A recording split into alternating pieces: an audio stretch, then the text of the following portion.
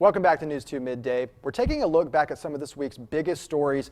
Charlie James from 1250 WTMA joins us here in the studio. Charlie, thanks for being with us. Thank you, Kobe. We're talking about a lot of different things, including an ethics probe, and this could be a really big deal, you were saying. It was a big deal a couple of days ago when Governor Henry McMaster was first brought up with this probe with what's going on in Colombia. Of course, now we heard last night that John Corson was indicted on 3 counts of ethics charges up in Colombia. So now this net is getting wider and wider, it seems. David Pasco was tasked with doing this ethics probe in Colombia, and I think he's taking this job very seriously.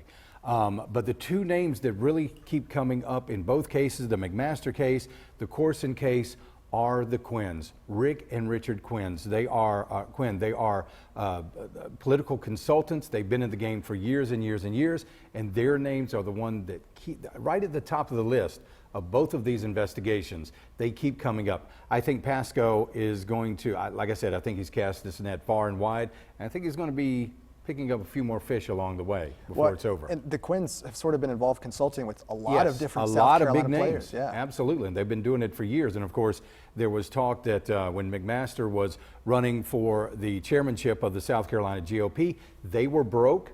The Quinns allegedly came in, put money into the coffers of the GOP, and then after McMaster got elected, they gave the money back to the Quinns. Illegal? Probably not. Unethical? You're looking at definitely a gray area right there. Enough gray area for, like I said, Pasco to start looking at it even deeper. Now, this was something that Governor Nikki Haley really wanted to do while she was in Columbia.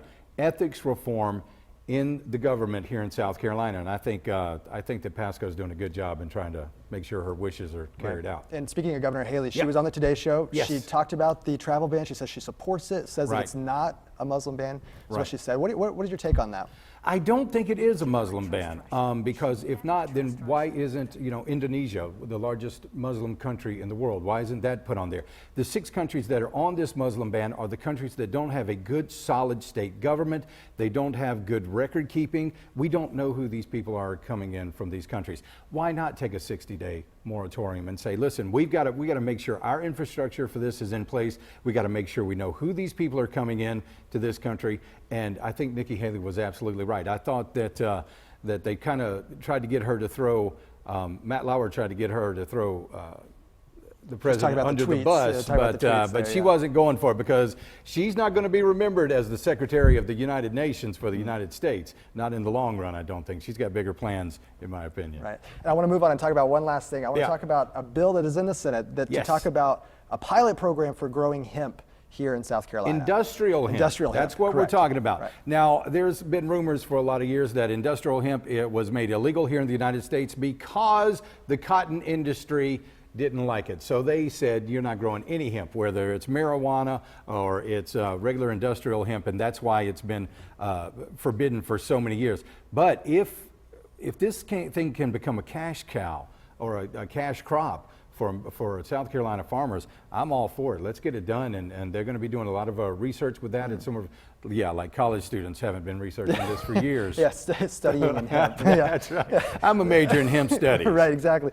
So, and with that to be said, I mean, law enforcement has the right to randomly check. There's 15 farmers in this pilot program, maybe part of it. So they can go in and say, hey, are you growing hemp or are you growing other things that go with it? Yeah, the other stuff that, is not legal. So there are some checks there in terms of... Absolutely, and there will be. But I mean, come on, you can grow it anywhere. You can grow marijuana in your backyard if you want to. In a closet or something. That's what I've heard. We've only heard, these are only allegations. We know nothing of these rumors. Never. So Charlie, thank you so much for being here. Really appreciate it.